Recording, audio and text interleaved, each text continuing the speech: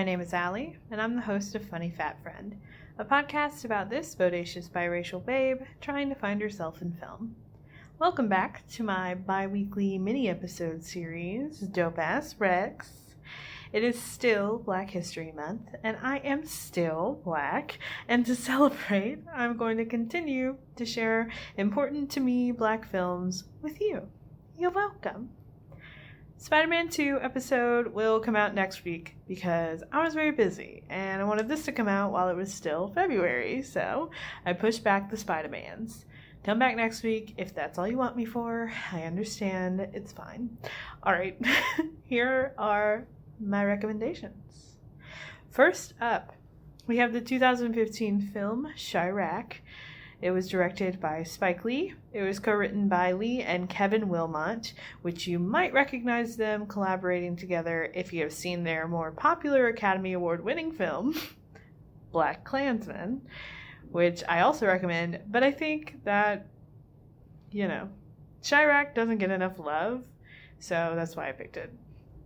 The story takes place in Southside Chicago, and the plot is based on the ancient Greek comedy The Lysistrata by Aristophanes. It's a play I had to read in my humanities class in college, and it is a whirlwind and just a genius concept to juxtapose this ancient Greek comedy with, our modern day Southside Chicago I never would have imagined, and that's the beauty of it. In short, the plot of Lysistrata and of Chi-Raq is the women of the town band together and withhold sex from all men in order to get them to stop the war that they have waged in another country. That's Lysistrata. So in Chi-Raq, we see the women of the South Side do the same to put an end to gang violence. And I know the idea sounds odd, but it's a very beautiful and powerful film. Black women, again, at the center of peace, change, and healing. It's streaming on Amazon Prime. You can also rent it for $4. You can even buy it for $6 on Google TV. So might as well just do that. If you're thinking about renting it, just go ahead and buy it. Give them their money. They deserve it. Okay, next recommendation.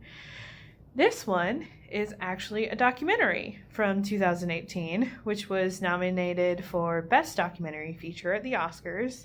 And being an Oscar-nominated film usually means it was popular, but not usually when it comes to the documentary features, which I think are the strongest and most consistently dope films are the documentary features. But they don't get enough popular love. So that's why I picked this one. Anyway, it's Minding the Gap. It was directed by Bing Liu, who also stars in it with two of his friends. They all met through skateboarding as kids, and it follows them trying to navigate through adult life and processing through personal difficulties and past trauma. It was one of my favorite films that came out in 2018, and you can watch it on Hulu. And another from the same category, actually, that I wanted to recommend as well, is if you want to, expand your documentary palette. This was also nominated in 2018 in the same category. It's called Hale County This Morning, This Evening. It's very incredible, but it is a difficult watch. Minding the Gap is more slice of life to... I don't know. I don't really know how to describe it differently. But Hale County, it's also, they're both very realistic. I don't know. I don't really know what I'm trying to say. It's just harder to watch. And that's just what it is. Because I don't want to, give anything away about it. So, if you're up for it, also watch it. We're getting all kinds of bonus ones. Both of my first two recommendations had other movies recommended inside of them, so you're welcome. You're having a full plate this time. Alright, my next recommendation is one of two films on this list today, featuring Lakeith Stanfield, because I'm a stan. Oh gosh, I hate puns, and I apologize. But gosh, I love him. If you didn't know, he put me on his Instagram when I wore a t-shirt that just said his name on it, that I wore to a Childish Gambino concert, and I didn't know what to wear.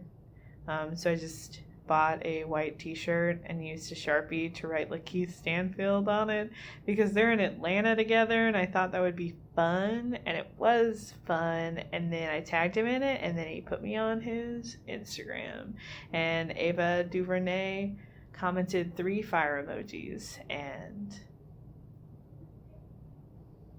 that's what I want on my tombstone. So yeah, you're welcome. I'm famous, if you didn't know. Okay, back to the point. So this is the first of 2 that features Lakeith. He's in a smaller role in this one. It's the 2015 film Dope. It's hilarious and stressful and heartwarming and legitimately dope as hell. It follows Malcolm, a boy named Malcolm, and his 2 high school best friends as they're living in Inglewood. They're charming geeks who find themselves in a dangerous situation involving drugs, Bitcoin, college applications, and Six Flags. So if that isn't, appealing enough, I don't know what would be. Also, A$AP Rocky is in this film, and I am desperately in love with him as well, and he is so hilarious. I highly recommend just watching any interview he has ever done. He is so fucking funny. He's really, really funny and charming and interesting. And he's a really great rapper. So if you're looking for a music recommendation, he's so fucking famous. He's so popular. If you aren't already listening to A$AP Rocky, I don't know what you've been doing for the last several years, but whatever, okay. So yeah, check it out for some great coming of age laughs, action, and charm. All right, the second Lakeith film is The Wild as Hell, Sorry to Bother You, which he stars in. I have this film poster on my wall behind me right now. I love it so much. It came out in 2018 and is a black comedy in many incredible ways. It follows Lakeith's character, Cash Green, who is a broke man living in his uncle's garage with his way too hot girlfriend, who is played by Tessa Thompson. And he's desperate for work. He starts working as a telemarketer, and things just pop the fuck off in the most unexpected and incredible ways that you will not be able to predict, even in your wildest dreams, I promise you. You can watch it now, also streaming on Hulu. Just have a whole Hulu weekend. That'll be fun. It's a great, close out this weekend of Black History Month, watching some dope-ass films on Hulu, and then buy the ones that you can't watch on Hulu. Okay, so my final recommendation for this episode is Bless Their Little Hearts. It's a 1983 film that I think is a must-watch for anyone really interested in independent film, or just interested in watching something fucking incredible. Personal filmmaking at its most excellent. This is an excellent film. Excellent slice of life, looking into stories that need to be told more. It follows a black family living through poverty, sexism, classism, and racism. It's a story so gritty and raw to a point that I have never seen so honestly and without melodrama ever portrayed on film. And there are a lot of things that I think have come out recently that are definitely striving for this honesty and grit. I think Tangerine is an amazing example of a film definitely inspired by Bless Their Little Hearts. But you can actually stream it if you have the Criterion channel. Otherwise, rent or buy it. All right, those are my dope ass recs, part 2 for Black History Month. Let me know if you enjoy it, and if you don't, leave me alone. I don't care.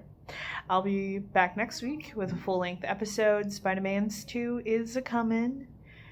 As always, I've been your friendly neighborhood fat friend, Allie, and you just got wrecked. Okay, talk at you next time. Bye!